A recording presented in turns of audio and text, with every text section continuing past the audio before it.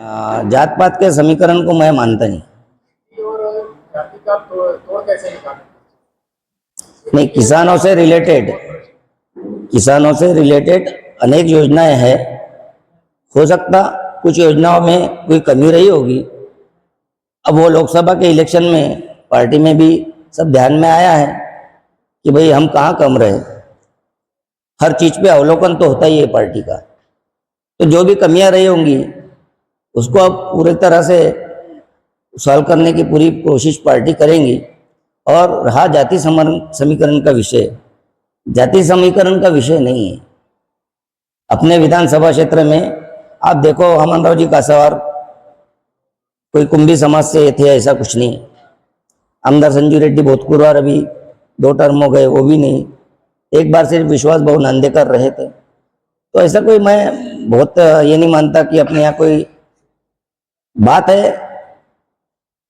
हम अपने काम को किस ढंग से करते हैं, जनसामान्य आदमी की समस्या को हम कैसे समझते हैं, ग्रास रूट के लोगों को अगर हम न्याय दे सके तो हम जिंदगी में कभी पीछे नहीं आएंगे, ऐसा मेरे को लगता है।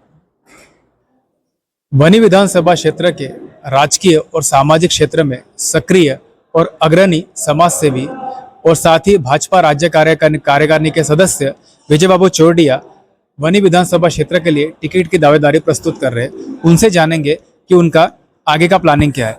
विजू भैया, टिकट की दावेदारी आप पेश कर, इसके पीछे क्या कारण है? पिछले 20 सालों से मैं निरंतर अविरत सर्वसामान्य जनता के लिए, सर्वसामान्य व्यक्ति के लिए, ग्रास रूट के लोगों के लिए, लेबर लोगों के लिए, ऐसे अनेक लोगों को मैं समय समय पर पूरी ताकत से काम करते आया हूँ। कोलवाश्री यूनियंस में भी 5000 लेबर थे और स्थानिक लेबर लगा के मैंने उनको भी 70 रुपये से 350 रुपये तक का रोजगार उस समय दिलाया। बाद में अजीत जी पवार ने उस समय कोलवाश्रीज बंद कर दी थी, तो बाद में यूनियन का काम बंद हो चुका था।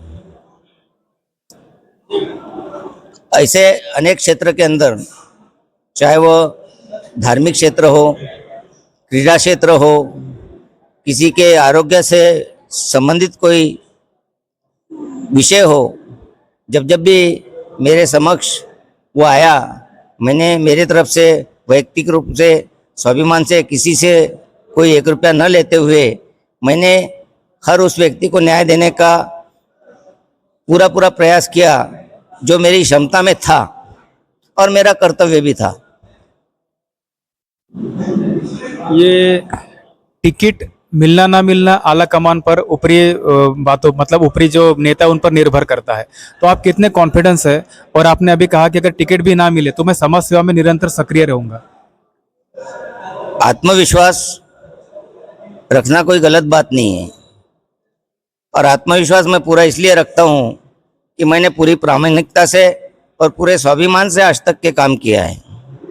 और टिकट ना भी मिली तो उससे मुझे कोई फर्क नहीं पड़ेगा। मैं निरंतर मेरा जो काम, सामाजिक मेरा जो दायित्व है, आम आदमी के लिए, किसान के लिए, रोजगार के लिए, उनके आरोग्य से संबंधित या इतर कोई भी प्रश्न उनका हो, तो मैं उसमें न्याय देने का हमेशा मेरे तरफ से प्रयास करते रहूँगा।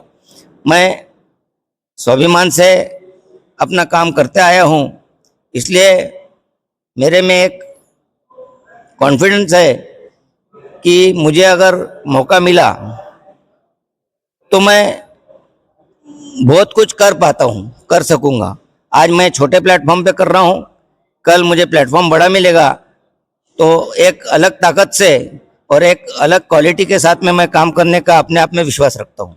तो विजू भैया, अपने यहाँ पर किसानों की समस्या, बेरोजगारों की समस्या बहुत बड़े पैमाने पर है।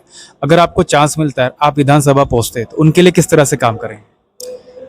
किसानों की जो भी खेती से संबंधित समस्या है, आमतौर पर हमारे इधर कपास का, सोयाबीन का ये पीक होता है। अन्य कई चीजें हैं जिसका भी उत्पादन वो ले सकते हैं। उस क्षेत्र में जो भी क्रांति लाने के लिए जो आवश्यक काम होगा उसके लिए भी मैं प्रयास करूंगा। रोजगार के लिए नए नए जो भी व्यवसाय आएंगे सब आएंगे, उसमें जो भी मेरे लिए प्रयास करने का प्रश्न रहेगा उसमें मैं हमेशा सादर रहूंगा। विजू भैया अपने टिकट को लेकर आत्मविश्वासी है, कॉन्फिडेंट है, लेकिन साथ ही उनका यह भी कहना है बनी विधानसभा क्षेत्र के लिए टिकट मिले ना मिले वे समाज सेवा में निरंतर लगे रहेंगे और चांस मिलता है, मौका मिलता है तो निश्चित तौर पर विधानसभा पर बनी विधानसभा क्षेत्र की सारी समस्या को उठाएंगे और उन्हें हल करने का प्रयास करेंगे, खासकर किसानों के लिए और बेरोजगारों के लिए।